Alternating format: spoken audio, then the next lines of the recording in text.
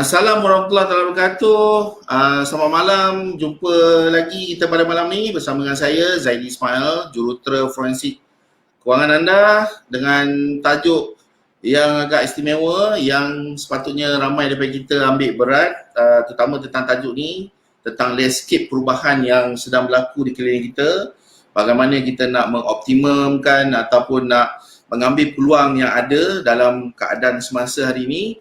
So, saya tidak berseorangan, saya bersama dengan tetamu istimewa saya pada malam ni. InsyaAllah saya tengah tunggu beliau masuk ke studio.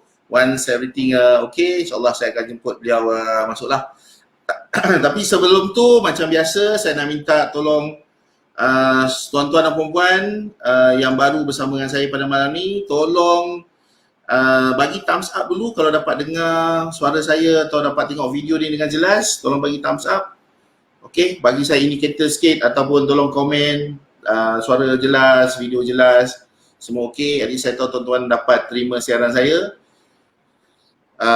Tolong komen dulu ataupun tolong bagi thumbs up. Okey, dapat dengar dengan jelas atau tidak, dapat tengok suara jelas tidak, okey. Okey, saya dah tengok ada beberapa yang dah bagi thumbs up, okey. Kalau tak dapat thumbs up, bagi love sikit. Okey. Jadi tahu yang boleh dapat tengok saya jelas, dengar suara jelas dan sebagainya lah. Alright. Okey, terima kasih Cik Ain. Semua jelas. Okay, Alhamdulillah. Cik Ain pun kata jelas di kawasan beliau. Okey. Dan yang kedua, macam biasa, tolong share, tolong tag, tolong like, tolong komen. Okey, tolong panggil kawan-kawan semua join kita pada malam ni. Topik ni sangat-sangat menarik. Okey, untuk kita sama-sama mempelajari sesuatu, okey, terutama bagi mereka yang ada dua situasi, satu yang mungkin nak cari pendapatan sampingan atau nak menambah pendapatan baru, okey, dalam era baru ni, dan yang kedua yang mana pendapatan dia terjejas. Okey, ini mungkin satu peluang bagi anda. Jadi sama-samalah ambil peluang ni. Ya, dan tetamu saya ni memang susah sangat saya nak jemput beliau kerana seorang yang sangat sibuk, orang penting. Okay, selalu keluar di media, selalu bersama dengan organisasi agak besar, dengan pemain industri, okay, terutama untuk memajukan anak bangsa kita lah. Okay. So topik kita pada malam ni ialah kita nak bercerita sikit tentang mana pula tajuk saya ni? Tiba-tiba pula hilang. Okay, so kita nak cerita tentang ruang dan peluang yang boleh kita gunakan, terutama dalam era yang baru ni. Kita nak tengok apa dia impak kelaziman baru. Kita nak tengok impak kelaziman baru dalam the new norm, okay? Terutama dalam keadaan semasa kita hari ni. Dan apa yang kita boleh gunakan, okay, terutama dari sudut infrastrukturnya, dari sudut kelebihannya, okay. Tolong share, tolong like, tolong tag kawan-kawan, okay. Saya tengah menunggu anda, so kita nak adalah sikit audience tu cecah sampai satu numbers yang sesuai sikit lah. Tolong jangan kecewakan saya, malu saya ni, saya jemput tetamu datang daripada jauh kan, tengok-tengok ada 20 orang yang tengok, tak sedap lah macam tu kan. So tolong share, tolong tag seperti biasa. Okay, sebelum kita boleh mulakan kita punya sesi pada malam ni,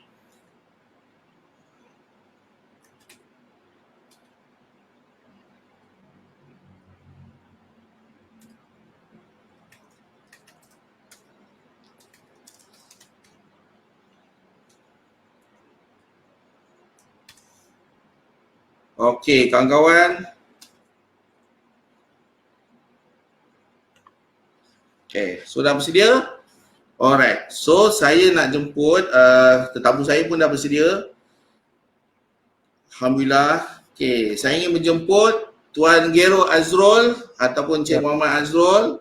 Assalamualaikum warahmatullahi wabarakatuh. Apa khabar Tuan?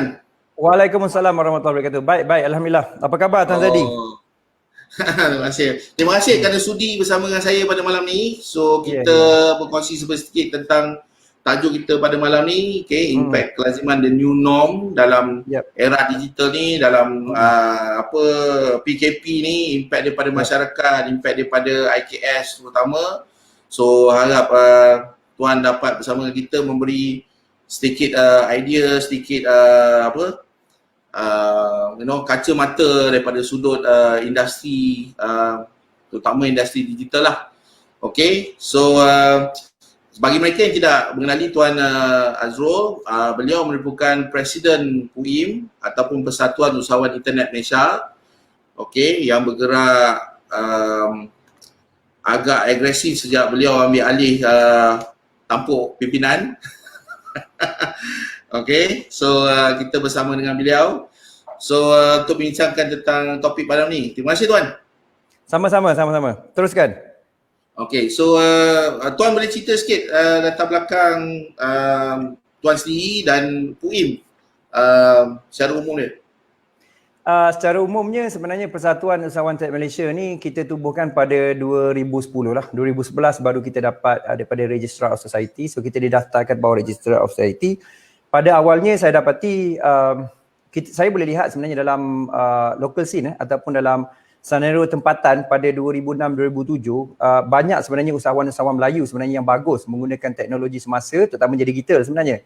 So saya dapati masa tu ialah, saya ingat lagi nama forum tu ialah Wang Cyber. So dalam Wang Cyber ni sebenarnya ada banyak orang dalam tu. Jadi apa yang saya dapati, ramai juga yang sebenarnya bagus sebenarnya dari segi pemasaran melalui digital. Tak kira lah, masa tu lebih pada produk digital lah. Kemudian 2012-13 baru pada produk fizikal. Jadi pada peringkat awal tu saya dapati dalam satu konteks kerajaan sebenarnya dia tidak nampak peluang digital ni. Dia masih lagi dengan program-program yang dijalankan secara so-called konvensional lah masa tu. Jadi dia tidak nampak betapa pentingnya digital.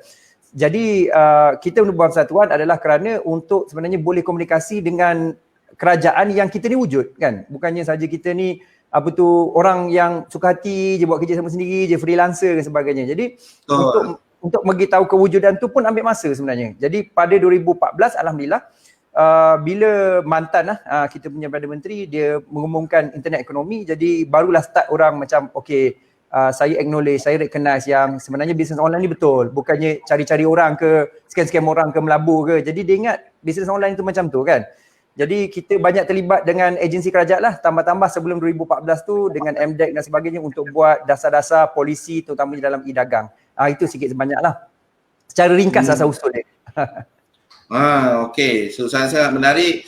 So yelah, sebab kebanyakan orang mana yang tahu tentang PUIM dia lebih kepada macam ini semua internet marketer bergabung dalam bawah satu bumbung sebagai contoh.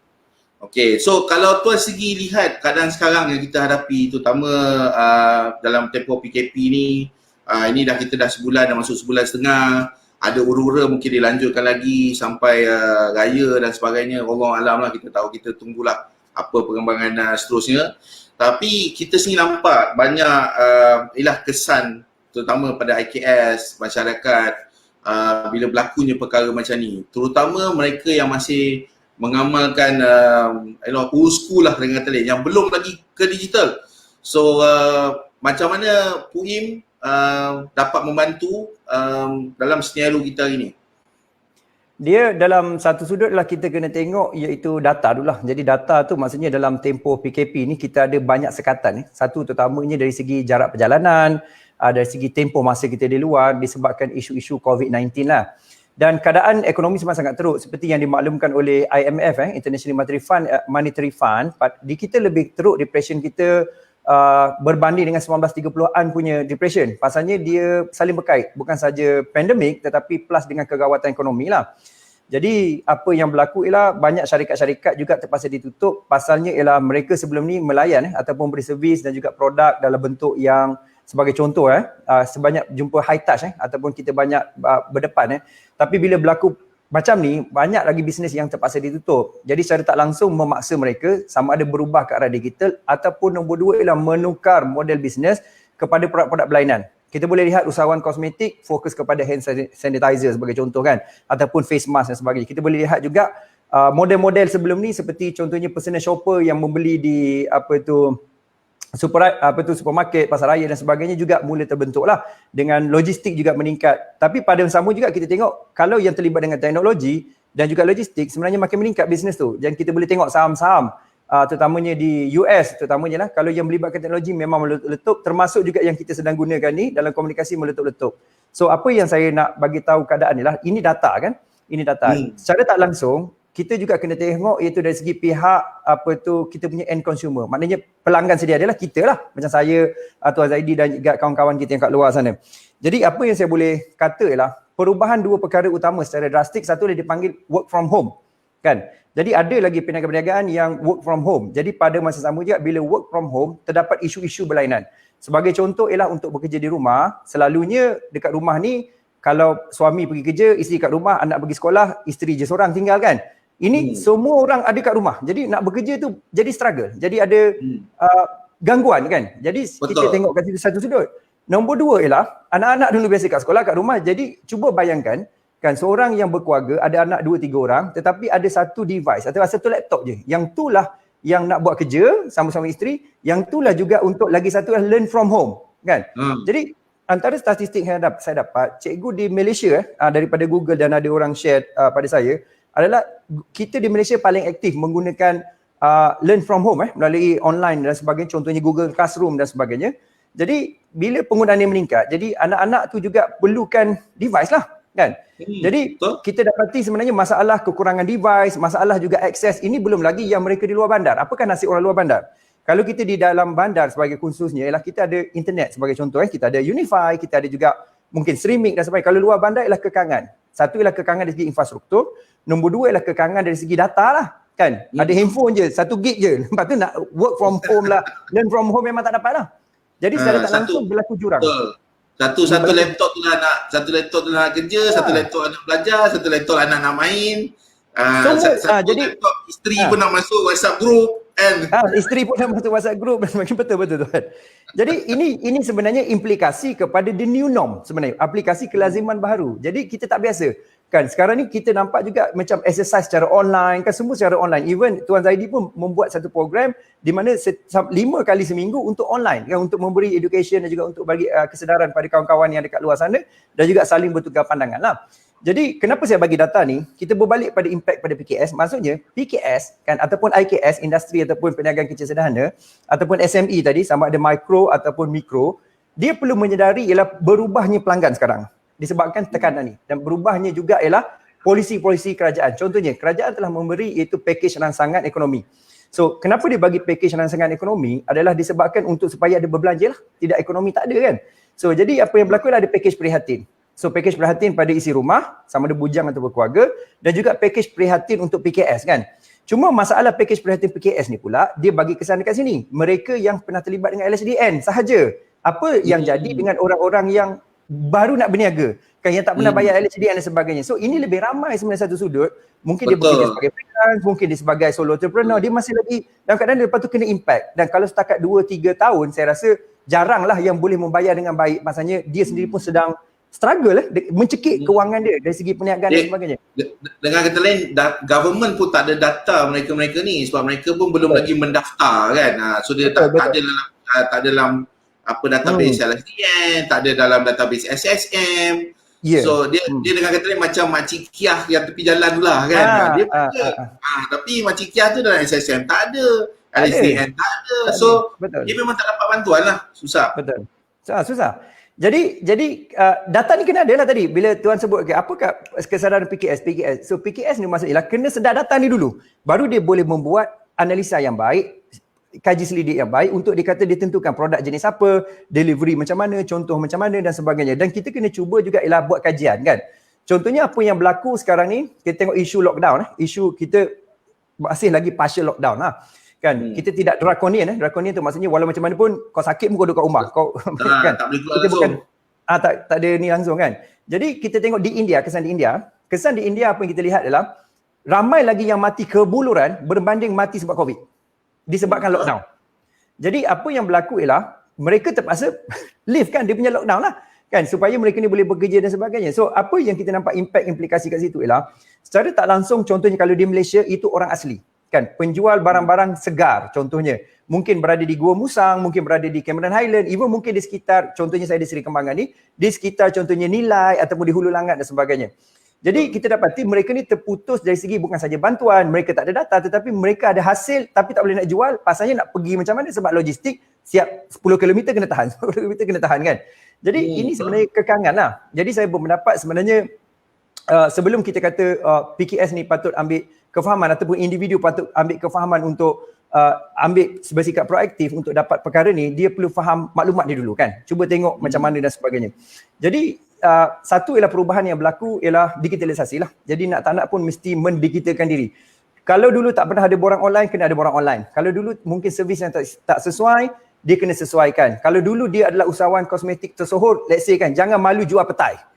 Contohnya.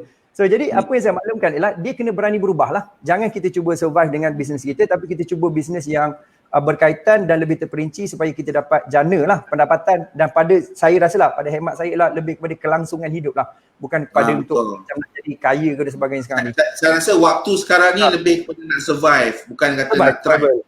Betul. Jadi saya berpendapat macam itulah yang saya dapat daripada data, dan juga saya juga sebagai usahawan juga kita kena berubah dalam bentuk kena ada sedikit perubahan lah. Dan ini sukar juga sebenarnya Tuan Zaidi, pasalnya macam kita juga ada usaha kita lakukan webinar. Jadi kita dapati usahawan-usahawan di luar bandar ni kadang-kadang dia pun tak tahu yang rupanya barang dia sebenarnya boleh jual di Lazada. Kan kita bagi kita biasa. Dia sendiri pun tak tahu barang basah aku boleh jual di Lazada. Dia pun tak sedar yang sebenarnya banyak lagi selain daripada GrabFood, daripada Foodpanda, ada juga daripada Maika yang bagi servis yang tertentu, yang ni bungkus eat dan macam-macam lagi. Jadi ini yang kita patut perkenalkan. Saya rasa isu infrastruktur tadi dan juga isu kolaborasi pun mungkin mainkan peranan. Sebab ramai antara usahawan dia tak collaborate antara satu sama lain. Dia macam dia kompompong dia dengan kata lain. So dia contohlah sebagai contoh. Bukanlah saya nak mention siapa-siapa, tapi sebagai contoh aja. So katalah dia usahawan kosmetik tadi macam tuan kata. So dia make geng-geng semua usahawan kosmetik. So dia tak ada kolaborasi dengan contoh usahawan IT ataupun usahawan tanah ke kan, dengan usahawan bidang lain. So dia dalam kepompong dia sesama juga dengan industri lain. So industri lain contoh macam dia katalah dia jual dia jual ubi okay, dia dengan kawan-kawan ubi dia lah. Betul.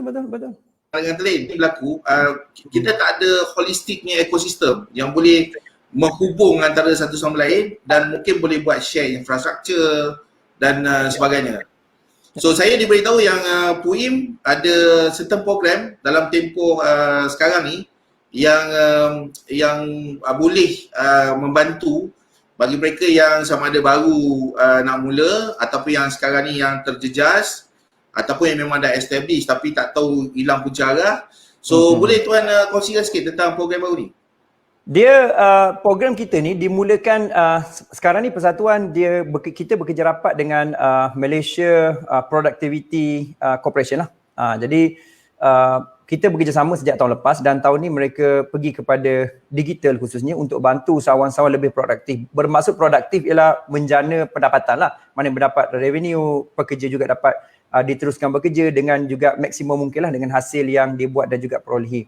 Jadi apa program yang kita buat, kita dah mula dengan beberapa program di bawah dipanggil Nexus lah. Nexus tu ada Digital Nexus dan juga ada Retail Nexus. Yang kita buat 2 minggu lepas ialah bersama Retail Nexus, bagaimana untuk memahami konsep yang tuan sebut tadi, iaitu kolaborasi infrastruktur, kolaborasi teknologi, kolaborasi juga secara holistik, iaitu di mana kita menemukan di antara, okey, ini usahawan supaya dia tahu ini adalah payment gateway ataupun e-dompet, e-bayaran yang dia boleh gunakan.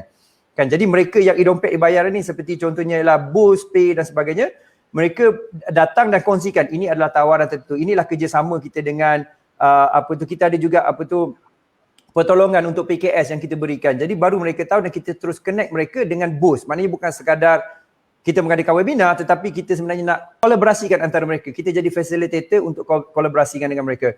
So kita juga ada banyak dengan syarikat seperti JDMAS, Datuk Bruce. JDMAS ni ialah satu syarikat yang besar di China di mana dia membantu untuk eksportkan barangan kita untuk keluar. Jadi Datuk Bruce ni bagi maklumat yang sangat menarik. Contoh dia kata sotong di Malaysia lain dengan sotong China. Jadi saya kata, oh sotong mana lain rasa ke kan? Jadi dia kata di China ni Bukan kita kata sotong sama mana je lah sotong kan. kita sotong ni sama mana. Jadi dia mengatakan sotong di sana lain. Jadi China suka sotong Malaysia. Dia kata, oh iya ke ada sotong yang jenis. Jadi benda-benda macam tu kita mungkin tak sedar yang produk kita masih sangat relevan dengan luar negara sebenarnya.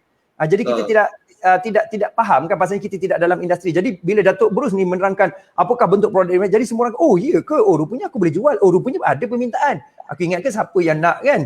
Jadi kita terlalu fokus kepada skop kita pasal kita tak pernah diberitahu maklumat ni lah. Jadi dengan menghubungkan macam tu, jadi kita dapat maklumat kan. Kita ada macam-macam lagi lah daripada Boost Pay of course lah datang daripada Axiata Group dan juga datang daripada yang lain lah masa tu. Jadi 4 hari tu Alhamdulillah kita ada pendaftaran dalam 2,000 lebih dan yang webinar bersama kita dalam 4 hari tu lebih kurang dalam total lah secara dalam 1,500 lah daftar dan juga yang hadir. Jadi kita dapati mereka ni, kita buat survey lah. Kita buat survey, so masalah-masalah tu kita dapati common. Ada common tertentu, contohnya masalah, oh tak tahu benda ni wujud. Tak tahu rupanya produk dia patut dijual macam ni. Dan tak tahu juga simple ialah, oh rupanya aku boleh buat bisnes face mask kan. Jadi face mask ni bukan saja clinical face mask, tapi kalau kita boleh ada kebolehan menjahit dan sebagainya, kita boleh buat jenis yang ayat bersahajanya ialah bling-bling punya face mask ke, bentuk kartun dan sebagainya lah. Jadi ini mungkin juga trend akan datang kan. Jadi saya nak katalah banyak sebenarnya ruang dan juga peluang kalau kita faham daripada kaji selidik tadi dan apa tindakan yang kita nak buat. Jadi jadi kata lain UIM boleh bagi exposure lah kepada mereka untuk tahu lebih lanjut tentang perkara ni. Ya. Jadi UIM sekarang ni hasil daripada situ kita juga buat dengan Sarawak region dan sebagainya. Jadi sekarang ni kita nak buat yang terbaru, kita nak buat 15 siri webinar bermula Khamis ni. Cepatlah Khamis ni. So pasalnya nak bersediakan anda semua yang mungkin nak ambil peluang terutamanya dari segi untuk Ramadan ni. Kan kita nak usahawan juga bersedia apakah tools ataupun kelengkapan. Kita nak buat hari tu e-bazar kononnya, tapi KKM dah kata tak boleh sebab tak boleh drive thru dan sebagainya pasal e-bazar tak boleh nak jalan dengan kaedah tu, tapi kita boleh lagi menjual cara online. Dan antara yang jualan yang menarik cara online ialah makanan daripada rumah sebenarnya. So maksudnya kita boleh sediakan makanan-makanan yang biasa kita makan dan sebagainya untuk jual di kawasan sekeliling kita lah. Jadi kita ada banyak case study kalau nak dikongsikan lah nanti. Buat masa ni apa yang saya boleh share ialah mungkin boleh join program kita. So esok kita bersama daripada Talent Corp sebenarnya pagi esok kita kick off program secara webinar, nanti kita akan bagi link iaitu dengan Encik Saiful Bahrim daripada Talent Corp. Jadi dia juga bercerita pasal macam mana untuk kepimpinan dalam digitalisasi, lebih kepada high level punya cara bentuk forum dan sebagainya.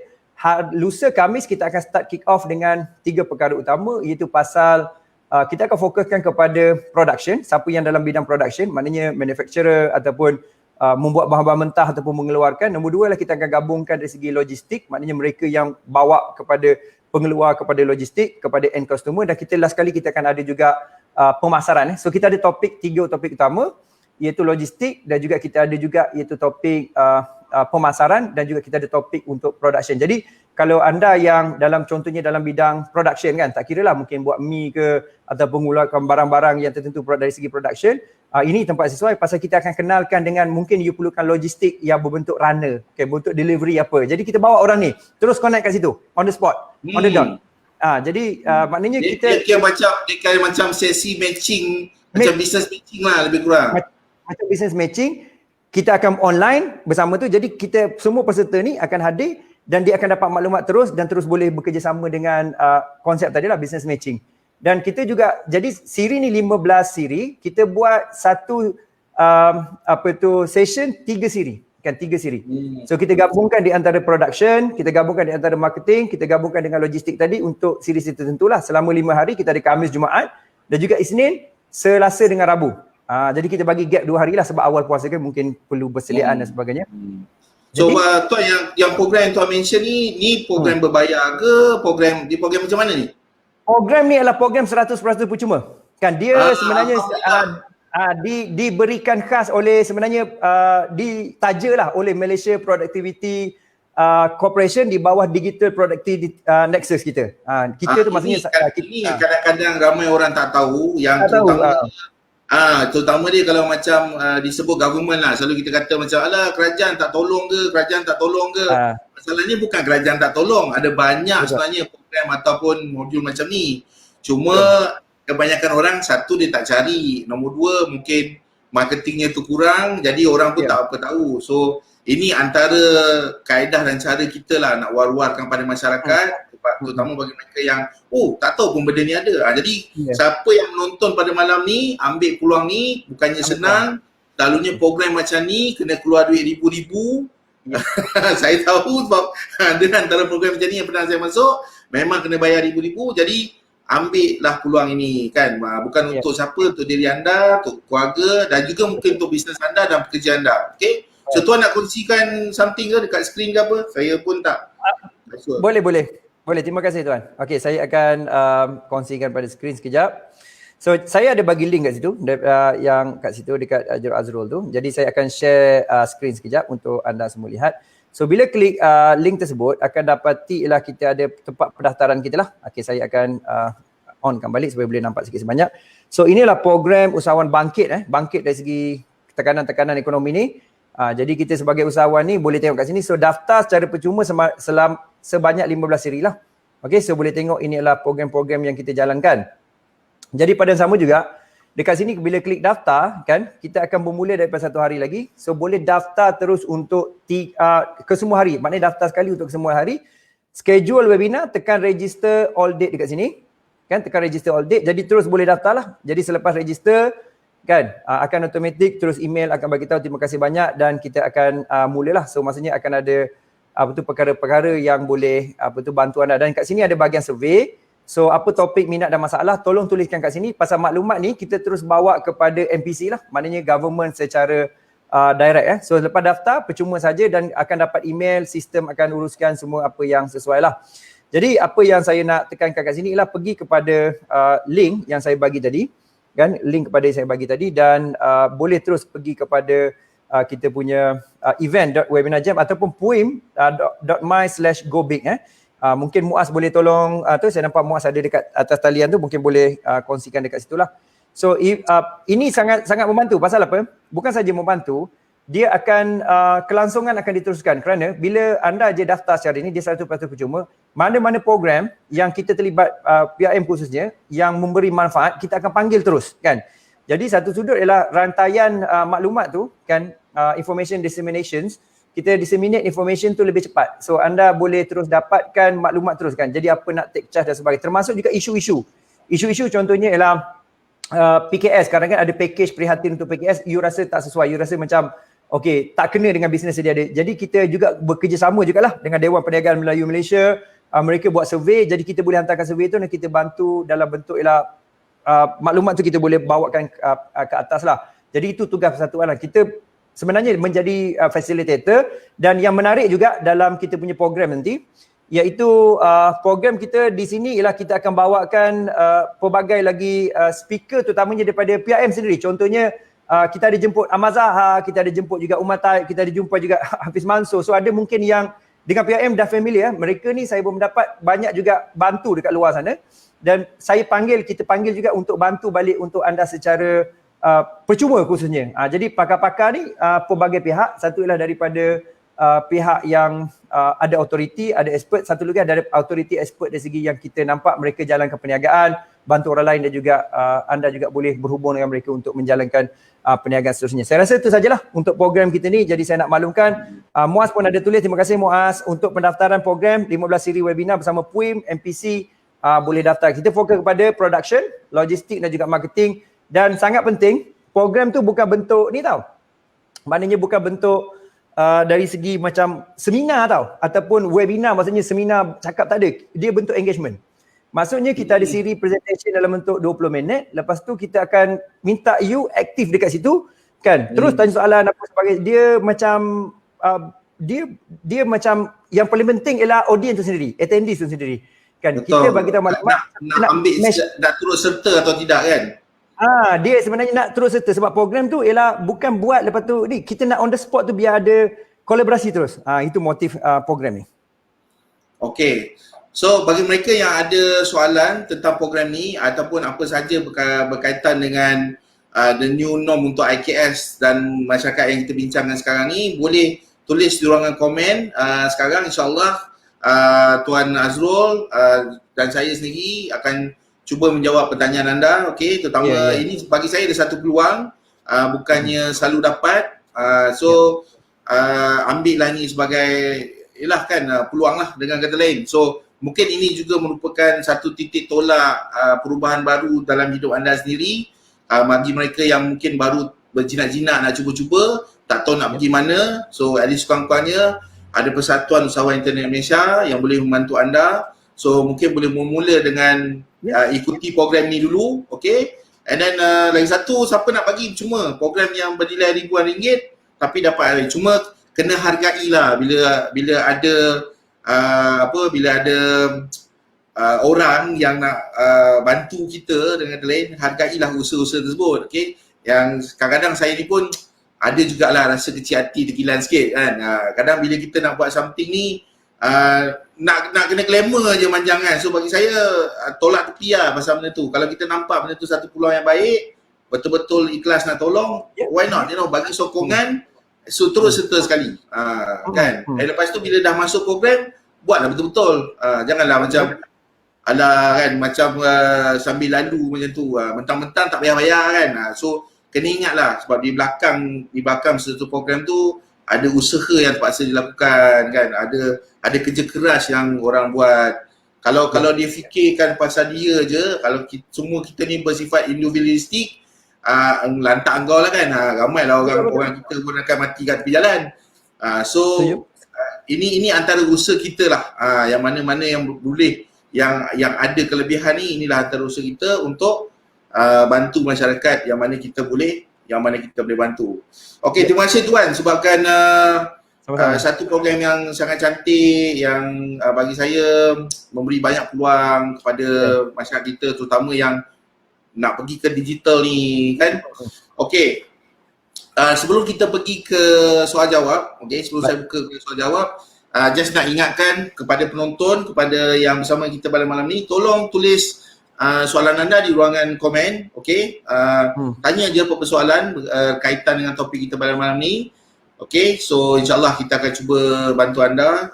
Macam saya kata tadi, susah nak dapatkan Tuan Azrul, okey, dia sibuk, okey, sibuk dengan bisnes dia lagi, sibuk dengan persatuan lagi dan macam-macam hal kan. So bila bagi kesempatan macam ni, ambillah peluang tu, okey. So tolong tulis soalan anda di ruangan komen atau apa-apa tentang, terutama nak pergi ke arah digital ni, apa yang perlu dilakukan dan sebagainya, ataupun soalan tentang program tadi which is Go Digital bersama Puim dan MDC ya Tuan Ya, bersama MDC. Bersama dengan MDC, so okey. Tolong tulis di ruangan komen supaya kita boleh respons kepada anda. Alright, dan sebelum tu saya just nak ingatkan pada mereka yang nak dapatkan buku forensik kewangan ni secara percuma, saya bagi secara percuma sepanjang bersama dengan saya setiap malam ni. Okey, tolong tag, tolong share video kita sebanyak yang boleh kepada orang ramai di luar sana. Lepas tu screenshot dan letak di ruangan komen. InsyaAllah admin saya akan pilih pemenang kelak. Okey, buku ni buku istimewa sebab ada kata-kata hikmah daripada saya dan siap tanda tangan sekali. So kalau beli kat kedai tak dapat. Okey, ini daripada personal saya sendiri yang tulis lah. Okey, so siapa yang dapatkan buku ni, apa yang anda hanya perlu lakukan ialah share video ni banyak-banyak. Okey, tag kawan anda, tag semua orang yang anda kenali, screenshot, letak di ruangan komen. Okey, so kita tengok soalan Tuan. Ya, So, silakan. alright, so kita tengok soalan.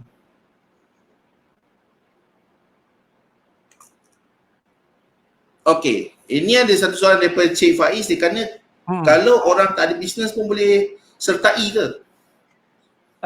Dah tentu pasal je satu benda yang kita jelas pasal program ni ialah apa yang kita buat ialah kita menjalankan program ni untuk yang ada bisnes dan tak ada bisnes. Pasalnya yang tak ada bisnes akan mengetahui platform mana yang dia boleh mula. Pasal sebagai contoh kan, kita adalah dari segi services kan. Bila kita tengok services dari segi logistik, kita memerlukan, contohnya ialah syarikat tersebut memerlukan rider di tempat lokasi tertentu. Jadi mungkin anda boleh buat part time jadi rider juga dan rider tu maksudnya yang menghantar secara logistik, ataupun mungkin bekerjasama dalam tempat pengumpulan. Kita ada pengumpulan juga, contohnya kita ada satu syarikat dijalankan oleh Encik Zainal, kita punya Vice President. Jadi syarikat beliau ni dinilai dia mengumpulkan semua bahan-bahan mentah khususnya dari segi sayur-sayuran daripada orang asli setempat untuk dipasarkan secara online.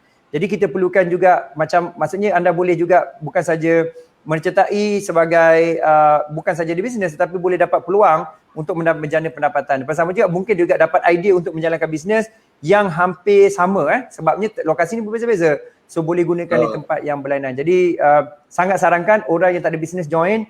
Pasalnya ialah dia akan kembangkan kita punya pengetahuan dari segi pengurusan. Secara tak langsung dia menyediakan kita jugalah apa-apa akan berlaku akan datang. Kita ada benda lain kita boleh buat selain kita bergantung kepada contohnya kerja ataupun bentuk kita yang kita buat secara freelance ataupun secara santai ataupun secara part time ni. So jadi memang sesuai untuk boleh join lah. Itu yang saya kata. Memang sesuai sebenarnya. Saya rasa takkan menyesal sebab satu sudut ialah you akan belajar pasal pemasaran, you belajar pasal logistik. Jadi dekat sini nak didedahkan secara holistik sebenarnya sukar nak dapat pada satu tempat satu masa. Jadi kita design program ni dan bila anda join dan ajak kawan-kawan join, ini akan bagi satu lembaran baru sebenarnya sebab bila kita buka pengetahuan kita, kehidupan kita bertambah baik sebenarnya. Pasalnya kita tahu langkah dia, kita kenal orang dan paling bagus sekali lah dalam tu akan ada beratus-ratus usahawan. Jadi secara tak langsung kita juga connecting antara usahawan tersebut. Mungkin lepas ni ada sesuatu yang berlaku di antara kolaborasi hasil rangkaian tersebut kan, mungkin juga boleh lakukan bisnes bersama ataupun mungkin juga boleh lakukan dari segi rupanya saya ada produk, rupanya orang ni boleh pasarkan, mungkin macam itulah. Sesimpel macam saya mungkin boleh design, rupanya ada orang nak bantuan design ni contoh kan. Jadi itu antara yang kita boleh connecting lah, bukan saja sebab cerita program tu bukan cerita PIM dan bukan cerita NPC, cerita ialah pasal anda kan. Kita nak anda hasil sebab kenapa anda semua penting, pasalnya ini yang menjana ekonomi dan kita kehidupan lebih baik kan. Betul. Jadi dia impact semua orang. Impact semua orang. Saya ada berborak sikit dengan kenalan saya baru-baru ni. Dia kata tak apa, kita bagi je. Masa time sekarang ni kita bagi. Jangan fikir pasal nak buat untung atau apa, kita bagi. Tak ada. Sebab kalau kita buat untung, kalau katalah kita untung 1.2 juta pun dalam time ni, tapi kalau orang lain semua rugi, kita punya 1.2 juta tu pun tak boleh pergi jauh. Betul, tak boleh pergi jauh. So kita nak pastikan yang kalau untung, semua orang untung supaya semua dapat benefit. Bagi mereka yang faham konsep ni, dia tahu yang this is the time to give lah, dengan kata lain. Dan ambil peluang ni. Macam saya sebutkan tadi, bukannya senang nak dapat peluang macam ni. Satu bumbung, kalau tidak biasanya kena pergi, tak tahu lah, mungkin 6-7 seminar nak belajar tentang 6-7 perkara. Yang ini kita pergi kat satu tempat, just ikuti the program, 15 pula tu. So insyaAllah kita dapat 3 tadi kan tuan kan, ada logistik, ada production, dan ada pemasaran. Dan ada satu lagi is marketing, pemasaran. So belajar benda ni penting kalau katalah berminat buat bisnes akan datang. Alright, soalan seterusnya daripada Cik Maliana, dia nak tanya 15 siri tersebut akan ajar tak berjual di platform Shopee? Dia paling menarik ni pasal kita ada banyak case study kan. Kita sebenarnya bukan kita saja, bukan PIM sebenarnya. Kita sebenarnya belakang tabir. Maksudnya ialah yang kita ketengahkan tu ialah mereka yang dah proven, yang kita dapati bertahun-tahun dan juga hasil klien mereka sangat bagus. So kita akan panggil untuk bukan saja di Shopee, kita akan tunjukkan macam mana menggunakan Shopee, Lazada, IG, Facebook. Semua tools ni untuk digunakan. So ada dalam konsep pemasaran tak silap saya pada sesi ketiga tak silap saya. Sesi ketiga. Dan kita juga ajar sesi terakhir macam mana nak tulis. Kan hari tu saya nampak Tuan Zaidi buat copywriting dengan Tuan Sufian. So kita kita ada juga sesi yang tersebut secara spesifiknya. Jadi ini yang jadi kita nak bantu kan. Kita nak bantu dan kita nak capai kepada orang ramai supaya anda ada sebenarnya kebolehupayaan lah untuk bukan saja surviving bukan saja untuk ada daya hidup tetapi untuk berkembang untuk masa akan datang. Jadi macam Tuan Zaidi, ayat dia lah bagi je supaya anda berkembang. Jadi bila semua bagus, kita pun bagus lah. Jadi tapi kunci utama ialah anda kena bagus. Macam tu. Betul. So apa selalu prakata ataupun peribahasa selalu digunakan, what you give you get back. Betul. This is the time, siapa yang ada kebolehan, siapa yang ada kelebihan untuk bagi, kan, untuk give. So kita tak tahu kita punya talent, kita tak tahu apa kelebihan kita sehingga kita bernetworking macam ni. Sebagai contoh, bila kita berada dalam satu platform macam ni, kita tengok yang lain, kadang-kadang kita dapat idea kan, kata macam benda tu aku rasa aku boleh buat lah. Kan? Ya. Benda ni kadang-kadang semudah untuk hantar pesanan je ataupun hantar soalan je. Kan dalam ratusan, dalam ribu orang yang sertai tu, mungkin 2-3 manusia ni dia tengok satu sama lain, dia klik dan dapat hasilkan sesuatu. So selalu kita sebut benda ni sebagai majlis kan, majlis ilmu ataupun majlis untuk kita kembangkan diri kita. So kita tak tahu siapa yang bakal kita jumpa, siapa yang bakal kita networking. So kalau benda tu ada rezeki, insyaAllah baik untuk kita, baik untuk orang lain. Okey, so bagi mereka yang ada lagi soalan, tolong kemukakan di bawah supaya kita boleh jawab dan terangkan kalau bagi mereka yang ada kekeliruan ke kemuskilan. Okey, so ambil peluang ni untuk bertanya dengan lebih banyak. Okey, ini bukan soalan lah, tapi dia bagi kenyataan. Dia kata Cik Nurul kata Alhamdulillah dah daftar, laju nak belajar tuan, kongsi yang sangat berkesan. Thank you tuan Nurul. Okey, terima kasih banyak-banyak. Terima kasih kerana mendaftar juga. Saya cakap terus terang, saya tak ada share kat dalam ni. Okey, saya punya tujuan ialah untuk just sebarkan dengan sebanyak mungkin pada orang ramai supaya at least korang yang tahu. Saya dah jalankan tanggungjawab saya. Begitu juga saya rasa dengan Tuan Astro, dia dah berusaha dan at least akan datang kan. Macam kita orang ni takut sikit lah dengan api neraka kan, orang cakap kan. So kalau besok kokok ditanya kan, mana nak tahu kokok ditanya kau buat apa dulu. Susah pula kan. Tidak, kita boleh cuba jawab lah. Kita dah usaha dah bagi tahu dah. Tapi nak buat macam mana kalau dia orang tak ambil, you know, don't blame me man, I'm just a messenger. Macam tu lah lebih kurang. Okay, so tolong tanya soalan kalau okay, sementara menunggu soalan yang lain.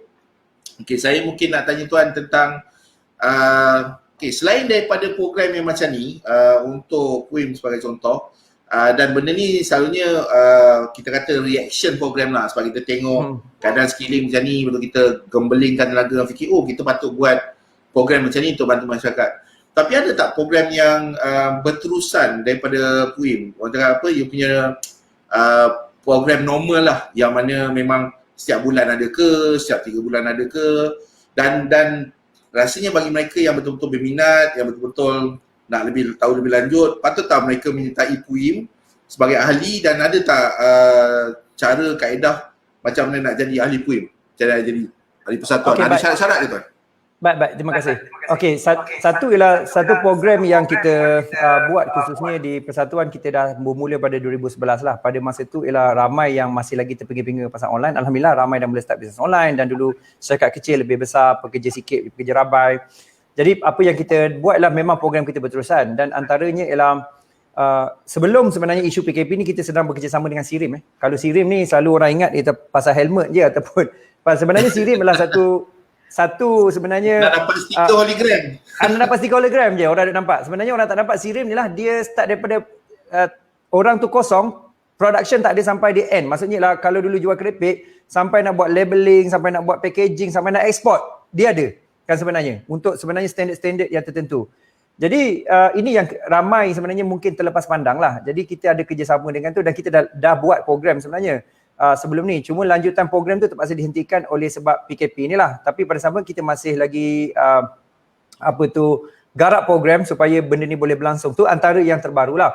Jadi kalau nak cerita pengalaman pun macam-macam sebenarnya. Contohnya lah kita juga bekerjasama di bawah MDEC, bawah dia lah. Kita punya juga antara yang terlibatlah usahawan, jutawan kan, bantu-bantu orang untuk boleh perniagaan, dan juga untuk kembangkan daripada yang ratus ribu kepada juta oleh Encik Zainal khususnya. Dia adalah seorang-seorang yang facilitate tu. Jadi pengalaman tu banyak. Jadi pengalaman ni boleh diturun baik dengan kepada ahli persatuan, dengan kita sentiasa juga engage ataupun kita sentiasa hubungi dengan daftar di ahli.puim.org.my. Mungkin saya boleh tunjukkan skrin sikit, boleh Sekejap boleh. Silakan. Okey, saya tunjuk ni untuk memudahkan lah. Kalau pergi alamat PUIM ada, tapi ni terus pergi kepada kita punya pendaftaran puim.org.my. Okay, minta Muaz juga tolong bantu. Tapi pada masa sama, kalau keliru dekat kita punya sistem ataupun tak dapat maklumat tersebut, tak ada masalah. Pasalnya siapa yang daftar webinar juga kita akan invite, bukan saja masuk dalam kita punya program ni, tetapi kita akan invite untuk memahami kan macam mana seterusnya untuk masuk dalam persatuan lah. So ini kita punya sistem lah. Okay, kita ada lebih kurang 24, 744 ribu ahli. Kalau daftar kejap lagi ada seorang akan tambahlah 45 benda ni. Jadi boleh daftar kat sini dan ini unik lah, kita ikut IC dan ini sistem kita. Kalau kita tengok pada kita punya ni sebenarnya boleh pergi pim.my je kan. Sekejap, pim.my, saya laju sangat saya type tu. Okay, sekejap pim.my. Okay, so jadi dekat sini kita boleh tengoklah. Jadi terus hubungi dan juga boleh daftar, akan pergi ke laman tadi pim.my dan daftar dekat sini. So bila daftar akan dapat terus email dan email tersebut kita akan terus hubungilah sebarang program secara online dan sebagainya. Tetapi untuk kelebihan kali ni, apa yang berlaku ialah bila daftar di webinar saja kita akan jemput. Kita akan jemput 2 tempat. Iaitu satu tempat yang pertama yang kita akan jemput iaitu kita akan jemput untuk hadiri webinar. Nombor 2 kita akan jemput juga untuk masuk kita punya grup Telegram kita. Kita ada grup Telegram dan juga channel kita untuk maklumkan juga program-program dan boleh terus berhubung dengan kita untuk sebarang keperluan dan juga kehendaklah. Kita sebenarnya bukan saja dengan kita tak katalah kita boleh ada semua resources ataupun sumber, tapi ada mungkin usahawan-usahawan lain yang ada resources ataupun sumber yang boleh dikongsikan lah. Dan pasal juga peluang-peluang daripada kerajaan termasuk geran ataupun loan dan sebagainya. Dan ada yang hubungi kita, macam ada usahawan kita di Johor terutamanya dia mesej saya personal, dia pernah datang program dan sebagainya, dia kata BSN mengeluarkan iaitu membantu usahawan lah. Ada microcredit dan beberapa package lain fokus kepada isu COVID-19 ni lah kan. So ada konsep yang monetarium lah, ada yang sebagai macam-macam. So antara benda yang pelik bagi dia lah, dia kata mereka memerlukan alamat premis kan, sedangkan dia menjalankan bisnes secara servis dan juga online. So jadi dia tak layak secara langsung. Jadi benda ni antara benda yang kecil tetapi bagi implikasi pada anda sebenarnya. Jadi bagi impact. Jadi apa yang kita boleh bantu lah, bila ada isu ni kita akan terus menghubungi autoriti terlibat lah. Sama ada kalau kita tak boleh pergi sendiri kepada BSN, kita akan melalui contoh MPC, melalui mungkin grup payung yang lebih besar. Contohnya kita akan pergi dengan MTEM, kita beritahu isu ni kan, Majlis Tindakan Ekonomi. So kita beritahu ini adalah, jangan left out benda-benda ni, jangan tertinggal sebenarnya usahawan kita. Ramai yang sebenarnya berusaha tapi mungkin tak dapat peluang kerana kegagalan melihat. Jadi saya tengok contoh kan. Isu birokrasi lah dengan kata lain. Isu birokrasi. Menghalang daripada kita kembang dan sebagainya kan. Betul. Jadi sebagai contohnya ialah kalau kita lihat jadi baru ni kita dapati dia memberi monetarium maknanya boleh ambil ni sebagai contohnya pinjaman dan 6 bulan. Jadi ada 2 isu sekarang ni berlaku, iaitu satu lah kita nampak kerajaan memaksa satu sudut lah supaya bisnes dia boleh survive. Tapi bila bisnes survive dengan ada monetarium tetapi terpaksa membayar gaji disebabkan monetarium, sebenarnya bisnes tu sedang mengambil hutang lagi banyak sebenarnya. Jadi sebenarnya tak masuk akal. Lebih baik kita usahawan ni baik kita stop. Saya ada satu ada pertanyaan lah kan, orang tanya dengan saya dan saya clarify, saya kata kena ingat ini penangguhan bukan pengecualian. Betul. So ini tangguh sahaja tapi tetap kena bayar. Dia bukannya 6 bulan tu terkecuali dikeluarkan daripada loan. Ini bukan relief ini bukan relief. Jadi ini kita nampak sebenarnya lagi merantai lah sebenarnya, bukannya satu solusi sebenarnya kan. Jadi kita bagi tahu ini bukan solusi yang baik lah pada kita. Dan kalau ada pun yang paling saya rasa lah antara yang kelakar lah, terlalu strict sangat ataupun mungkin ayat tadi birokrasi sangat, iaitu contohnya kan memberi contohnya peluang untuk orang mendapatkan loan ataupun pengecualian tetapi untuk tempoh ni, tetapi pada saat masih lagi tengok CITIS dan CICROS. CITIS dan CITOS. CITOS kan, dan cuba melihat benda-benda macam ni. Jadi ini secara tak langsung menyusahkan balik kepada untuk membantu. Jadi patutnya benda ni ditolak ke tepi sekejap sebenarnya pada pandangan kita lah. Sebab kalau kita nak bantu, kita kena bagi semua orang hidup sebenarnya. Dan lepas hidup dan ekonomi berkembang, kita ceritalah balik. Contoh dia.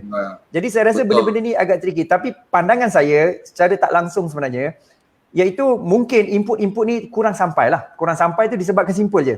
Disebabkan tak ramai data yang kita ada mengatakan ini masalah dia. Jadi kalau kita ada ramai data cakap ni, kita boleh cakap ada 1,000 orang masalah ni, 2,000 orang masalah ni. Jadi kerajaan akan mana, rupanya ada kluster kan. Ini duduk nampak kepada kluster gunting rambut, kluster terlalu macam kluster-kluster yang bukan saya kata tak bagus, tetapi dia ada kluster lain juga sebenarnya yang perlu ditolong sebenarnya. Kan? Betul, yang tertinggal, yang terlepas pandang. Terlepas pandang, bukan kita kata salah tetapi mungkin terlepas pandang. Jadi bila dapat maklumat macam ni, tugas kita ialah kita nak anda bagi tahu apa masalah dan kita sambungkan kepada yang ni. Jadi tugas kerajaan ni lah mengambil maklumat ni. Itu sajalah. Kita sebenarnya penghubung je sebenarnya. Betul. Saya ada lagi satu kerumitan lah dengan kata lain. terutama yang saya perasan kepada kita punya perubahan kepada ekonomi digital dan ekonomi gig ni yang akan datang adalah talent. So Talent. bakat. Okay, so macam contoh macam PUIM sendiri ada tak program untuk mengembangkan talent? Sebab saya dapati terdapat mismatch yang terlalu melebar. Contoh macam katalah budak keluaran SPM tak berapa pandai sangat akademik, okey, tapi dia suka lukis kartun sebagai contoh. So dia talent dekat situ. Cuma sebabkan dia tak ada platform, dia lukis kartun guna kertas je lah. Tapi kalau katalah dia boleh lukis kartun atas platform digital, benda tu dah boleh buat webtoon dan sebagainya. So dia ada bakat dekat situ. Okay, sebagai contoh. Tapi talent macam ni, dia tak tahu nak pergi mana. Sebab tak ada dikembangkan. Dia tak boleh nak masuk college, belajar lukis kartun, nak buat webtoon. Contoh kan? Ataupun memang sebabkan dia punya keputusan akademik tu tak berapa cemerlang. So dia pun ada bakat macam ni. So dia agak sukar untuk dikembangkan. Itu satu. Lagi satu, ada juga yang kita boleh katakan keperluan daripada industri. Okay? Sebagai contoh lah, katalah industri perlukan lebih banyak web developer, web designer sebagai contoh. Okay? Tapi pengeluaran daripada sudut katalah college-nya ke, sekolah menengahnya ke, tak kisahlah, daripada sudut pendidikan ni, dia tak boleh menghasilkan apa yang industri nak sekarang. Terutama kalau kita sekarang dalam, orang kata paksa rela lah, dipaksa dan terpaksa rela lah melangkah ke ekonomi digital dan gig ni. Orang kata memang ikat tangan, ikat kaki, terjun terus kan. So, try lah to survive. So, apa yang kita semua boleh lakukan, okay, and then mungkin boleh dipandu arah oleh PUIM sebagai contoh. Sebab saya tengok tadi pun PUIM ada lebih kurang 24,000 ahli, so satu angka yang sangat besar yang boleh kita buat untuk mengeluarkan tenaga guna kerja ataupun talent ni, untuk human resource ni, untuk kita lebih, sebab saya rasa semua jenis bisnes yang akan pergi ke digital ekonomi ni, dia bukannya seorang, dia seorang tak boleh buat semua. So dia perlukan semua sokongan ni. Dia kata dia kena ada pekerja yang ada talent, yang ada bakat ni, dia kena ada yang orang IT, yang orang yang IT macam logistik and so on. Mungkin dia boleh berkolaborasi dengan syarikat ataupun dengan peniaga lain. Tapi internally pun dia perlukan ada talent tu. So macam mana kita nak keluarkan, kalau keluar sekolah tu tak adalah kita dapat statistik. Contohnya macam tahun lepas 600,000 menganggur, tak tahu nak pergi mana. Keluar universiti pun tak tahu nak pergi mana. Kalau dapat keputusan SPM grade 3 pun, kan setiap tahun kita keluarkan lebih kurang 300,000. Tak tahu nak pergi mana, sebagai contoh. So pandangan tuan? Okay, isu yang baik sebenarnya, sebab dalam apa yang dalam digital productivity nexus kita ada 3 key areas yang penting lah. Satu ialah isu adoption. Adoption maksudnya ialah isu nak mereka gunakan teknologi untuk meningkatkan productivity. Maknanya teknologi is salah satu cara untuk meningkatkan productivity. So sebab tu kita banyak tekankan teknologi, dan kita tak nak create new teknologi. Even kita tengok di bawah persatuan NAF sendiri pun dia ada banyak teknologi provider sebenarnya. Jadi kita lebih pada kolaborasi untuk mereka memberi teknologi untuk memudah pakai dari segi, mungkin dari segi vendor, mungkin dari segi servis, mungkin dari segi delivery. Dan teknologi ni memang membantulah dari segi efisiensi untuk productivity. Yang kedua ialah isu yang tuan tadi sebut sebenarnya. Memang isu betul, itu talent. So isu talent ni kita ada banyak kes. Contohnya kita ada juga drain talent. Maknanya talent-talent bagus sebelum ni ialah keluar ke negara, pasal perks dia lebih tinggi. Dia lebih baik aku bekerja di Singapura, baik aku di luar negara berbanding Malaysia. So kita drain talent satu sudut. Tapi pada masa sama juga ada lagi talent-talent yang Tuan Zadi sebutlah, kelahiran talent baru kan. Maksudnya tadi kita dapat lihat lah macam kebolehan melukis kan, tapi tak ada channel yang betul. Dan saya dapati memang ada perubahan drastik lah dari segi politik khususnya, pertukaran kerajaan yang begitu drastik, macam-macam hal lah. Tapi pada masa sama juga mengikut maklumat yang kita ada, kita masih lagi dalam, dia panggil MPB, Malaysia Productivity Blueprint, kita tetap fokuskan kepada talent sebenarnya. Sebab talent ni selain daripada teknologi, kita perlukan talent supaya produktiviti meningkat. Jadi talent ni, apa yang kita boleh buat ialah, satu ialah saya perasan ialah talent yang kat luar kita panggil gig economy. Memang sangat tepat lah. Gig economy tu maksudnya ialah mereka ni mungkin kategori freelancer dan sebagainya, tapi mungkin tak ada untuk naikkan mereka kepada tempat sesuatu sepatutnya mungkin dari segi di-hire oleh industri ataupun di-hire oleh syarikat tertentu. Jadi masalah dia pecah pada dua. Satu ialah masalah kepada mereka yang belum masuk universiti tapi ada talent, suka melukis dan sebagainya, digital dan sebagainya, ataupun ada servis-servis tertentu sebagainya. Dan ada juga yang di universiti belajar tapi tak kena dengan industri punya kehendak. So itu masalah yang kedua pula.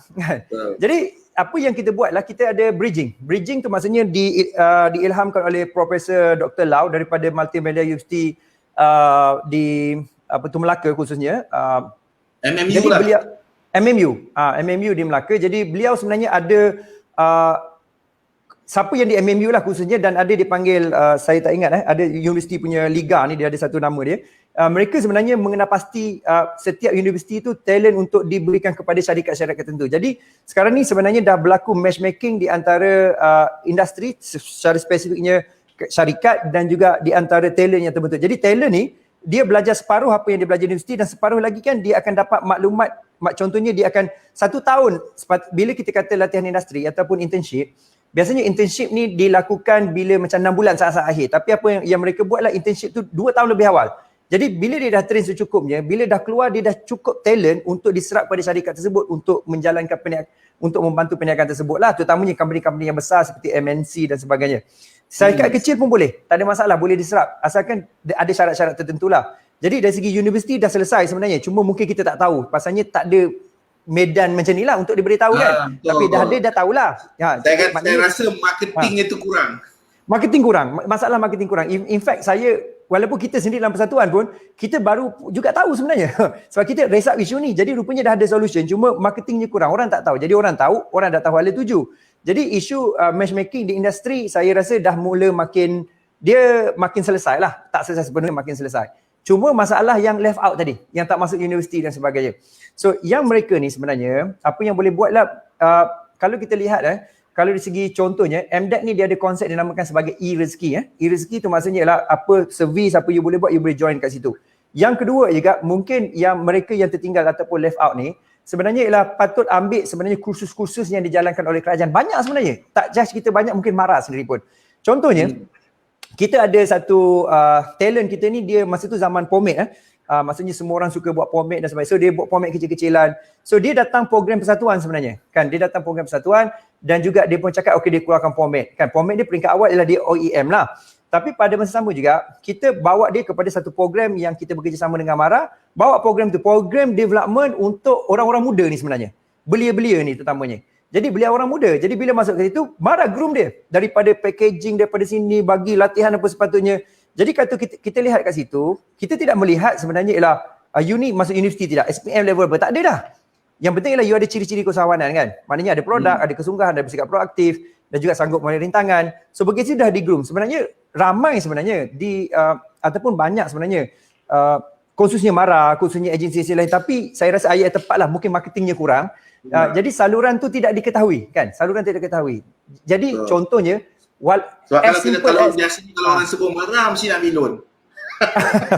Ya, betul lah, mesti nak ambil loan ataupun nak bayar loan kan. Itulah marahnya kan. Tapi sebenarnya marah ni marah mungkin kena rebranding lah kata lain. Ya. Kena ada rebranding exercise. Sebab terlalu orang nampak perspektif tu kan. Padahal mereka ada program yang bagus sebenarnya. Jadi ini sebenarnya satu kelebihan sebenarnya. Cuma mungkin tak ada saluran. Jadi kita mungkin tak boleh buat besar, tapi kita boleh buat cara kita yang sebaik mungkin, iaitu insya-Allah siapa dalam persatuan pun, terutamanya adik-adik kan yang sebenarnya tak ada kerja dan sebagainya tapi ada talent tertentu, please lah jadi juga kita punya ahli, kita akan wawarkan program macam ni sebab memang dalam tugas kita, sebab Digital Productivity Nexus ni terdiri daripada beberapa persatuan usahawan internet Malaysia, persatuan dia panggil national tertentulah, contohnya NDF pun ada kan. Kita ada juga Prof Zaki ni yang fokus kepada talent. Jadi kita terus bagi maklumat daripada apa yang kita ada lah. Sebab fokus kita 3, satu lah adoption, nombor 2 lah fokus pada talent, dan nombor 3 lah fokus kita lah pada infrastruktur. Alhamdulillah infrastruktur di Malaysia walaupun slow tetapi agak sedikit bagus lah dari segi perkembangannya. Slow tu maksudnya ialah mungkin dari segi teknologi tu adoption lambat, tetapi dari segi teknologinya memang ada, memang berlaku. Sekarang ni nak tak nak macam saya kata lah, dipaksa rela lah. kan apa internet provider ke infrastructure provider ke kan dia ditekan dengan apa keperluan yang mendesak sekarang ni. Dia nak tak nak dia kena upgrade lah. Betul, dia kena upgrade lah. Betul. Jadi ini yang sebenarnya peluang lah. Jadi saya rasa kalau macam saluran tu mungkin semudah inilah. Satu ialah daftar persatuan, satu lagi ialah rajinkan diri juga sebenarnya. Pergi je sebenarnya. Contohnya Mara KL ke, Mara cakap saya ni apa yang saya boleh ada program. Mereka ada sebenarnya. Dan mereka sebenarnya satu sudut dia cuba buat macam-macam juga sebenarnya. Dia cuba buat macam pelbagai cara untuk outreach tapi mungkin tak sampai lah. Jadi kita sendiri pun sebagai rakyat ataupun orang ni, orang biasa kita ni, marahan ni, kita kena rajin sikit bersikap proaktif. Pergi je, cakap saya dalam ni saya ada benda ni dan pergi. InsyaAllah memang mereka pun sangat mengalu-alukan lah. Kalau ada problem juga sebagainya mungkin boleh menghubungilah mereka dalam bentuk email ataupun dalam bentuk follow up yang lain. Itu yang saya punya pandangan lah. Alright, so ini soalan terakhir tuan sebelum kita wrap up. Soalan saya tahu pun tuan agak sibuk. So daripada Cik Ais, dia tanya ada ke market wujudnya export merchant website platform yang boleh connect dan wujudkan peluang untuk IKEA Malaysia yang kebanyakan tidak ada export department ke halal customer yang meningkat di Eropah. So pandangan tuan. So saya rasa benda ni ada, cuma macam saya sebutkan tadi ataupun tuan Asus sebutkan tadi, saya rasa marketingnya kurang. So untuk interconnect tu. Jadi macam ni. Kalau kita bercerita pasal halal customer yang meningkat di Eropah, memang betul meningkat dan in fact ada satu halal mart di UK sendiri dan kebetulannya mereka juga orang Malaysia ada hubungi kita lah macam mana nak dapatkan merchant dekat sini. Jadi satu sudut ialah kita boleh lihat iaitu memang boleh connect kepada mereka terus. InsyaAllah kita pun ada kontak boleh terus, tak ada masalah. Yang kedua ialah cuba hubungi juga MITI, Matrik. Sebab mereka ni yang bertanggungjawab untuk membawa pada produk keluar dan saya berpendapat, saya personal lah pendapat, mungkin saya sedikit bias selalu dengan ni. Tapi saya berpendapat iaitu serah diri je sebenarnya. Pergi ke MITI tanya kan. Macam bodoh je tanya. Saya macam ni. Tak ada masalah sebenarnya. Saya berpendapat lah. Sebab saya tengok dari segi peringkat pengurusan sebenarnya. Dia orang sangat-sangat nak mencari dan membina usahawan. Pasal ini penting untuk ekonomi kita sebenarnya. Cuma mungkin kita tak tahu cara. Dan kalau kita tak tahu bentuk format, nak buat kerja, kertas kerja, mereka akan tolong A sampai Z sebenarnya. Jadi kita nampak perubahan ni besar sebenarnya dalam ni. Saya bukan terlalu pro ataupun tidak dan bukan bersikap bias ini pengalaman saya sendiri. Dia kira satu tahap ialah nak sangat you datang ni. Tapi mana orangnya buat program, buat macam-macam nak suruh datang, nak tahu ni. Jadi kebanyakannya muka sama je datang kan. Mana yang baru ni kan. Itu tuan. Pusing-pusing muka sama je. Tapi bila pusing-pusing muka sama, yang muka sama tu berjaya dan kaya, yang bawah ni pula entah apa. Muka sama je. Tapi bila dibuka peluang kan, contohnya macam program yang kita sebutkan tadi kan, Go Digital sebagai contoh, bila kita buka peluang kan, tak adalah pula sampai 50,000 yang sertai kan sebagai contoh. Betul. Tapi bila asyik muka yang sama je tapi itu biasalah tuan, dalam mana-mana industri pun macam itulah pusing-pusingnya. Okay, so terima kasih banyak-banyak tuan kerana bersama dengan saya pada malam ni. Okay, so insyaAllah kalau kita ada usaha, kita ada rezeki lagi, mungkin kita boleh buat something macam ni lagi untuk memberi pencerahan kepada masyarakat umumnya. So mungkin tuan nak bagi kata-kata terakhir ke sebelum kita menamatkan sesi kita pada malam ni? Saya berpendapat perkara paling penting ialah ambil peluang semua sedia ada. Nombor 2 ialah jadi proaktif dan nombor 3 ialah bertindak lah. Jangan dapat maklumat saja tapi tak buat sesuatu. Saya rasa itu yang paling penting lah. Sekarang ni maklumat dapat dan lakukan tindakan. Okey, untuk itu saya ucapkan terima kasih kepada Tuan Asro kerana sudi bersama dengan kita pada malam ni. Sama-sama. Terima kasih banyak-banyak dengan maklumat dan input yang diberi. Semoga mana yang menonton ambil peluang ni, mana yang menonton kemudian sebagai contoh, sebab banyak kawan yang tag-tag ni, mungkin dia tengok video ni ulangan ke apa ke, ambil peluang ni sementara ada kan, bukannya senang. So dengan itu saya ucapkan terima kasih banyak Tuan. Assalamualaikum. InsyaAllah kita jumpa lagi lah akan datang. Cuma saya nak tambah sikit je. Boleh Boleh Tuan, silakan. Untuk pengetahuan semua, Tuan Zaidi ni salah seorang yang bantu saya tak sengaja pada 2000, saya tak ingat 2002 2004. Saya pergi dia punya kelas kad kredit kalau nak tahu. Saya masuk lama sangat. Saya ingat lagi dia buat, saya jumpa beberapa orang kat situ, saya bayar, saya masuk dan saya follow beliau lama sebenarnya. Cuma dia tak tahulah mungkin ya. Jadi saya tahu sebenarnya. Jadi maksudnya ialah salah seorang yang bagi impact juga pada saya punya kewangan saya tak langsung. Terima kasih Tuan Zaidi. Sama-sama kita insyaAllah. Okey. Terima kasih tuan, insyaAllah. So Assalamualaikum, kita jumpa lagi tuan. Baik. Okay. Alright, so itu dia Tuan Nasrul daripada PUIM. So saya harap semua dapat ambil peluang yang ada tadi, okay? Bukannya selalu, jadi sayanglah kan. Besok lepas ni janganlah komplain pula kata jadi saya nak buat bisnes tapi itulah nak masuk kelas pun nak kena bayar RM5,000. Masa kita bagi kau free kau tak nak pula masuk kan. Itulah satu masalah. So ambil peluang ni. Okay, tak ada rugi mana pun. Okay, so daftar percuma kan, kau keluar duit 1 sen pun. So tugas saya hanya untuk tolong share apa yang saya rasa perlu dan penting untuk kita semua pada ketika ni lah. So untuk tu terima kasih semua yang join saya pada malam ni. InsyaAllah kita jumpa lagi pada malam besok. Malam besok lagi istimewa sebab ada request istimewa. Kalau siapa ikuti webinar ni daripada awal-awal dulu, FB Live ni awal-awal dulu, ada yang request untuk jemput Tuan Faizul Ridwan. Okay, so siapa nak bersama dengan saya besok bersama dengan Tuan Faizul Ridwan, kita akan berbicara tentang hartanah selepas PKP. So apa impact hartanah, apa yang Tuan Faizul nampak, okay. So bagi mereka yang berminat tentang hartanah ataupun pelaburan hartanah secara umumnya, so boleh join saya pada malam esok. Doa kuat-kuat supaya kita punya plan ni dipermudahkan insyaAllah. Okay, so itu kita jumpa malam esok pada waktu yang sama 9 malam bersama saya Zaidi Ismail, Jurutera Forensik Kewangan anda, dan bersama tetamu dengan saya pada malam esok Tuan Faizul Ridwan insyaAllah. Okay, so kita jumpa lagi malam besok. Okay, oh lagi satu dulu, lupa pula nak beritahu. Saya dijemput oleh Speed Home untuk program mereka pada besok pagi jam 11 pagi tentang kewangan peribadi semasa dan juga selepas COVID. So siapa yang nak tengok saya dalam program Speed Home besok jam 11 pagi, nanti saya letakkan dia punya link tu di bawah. Dia limited, kontak saya tak hanya lebih kurang 300 orang, percuma je.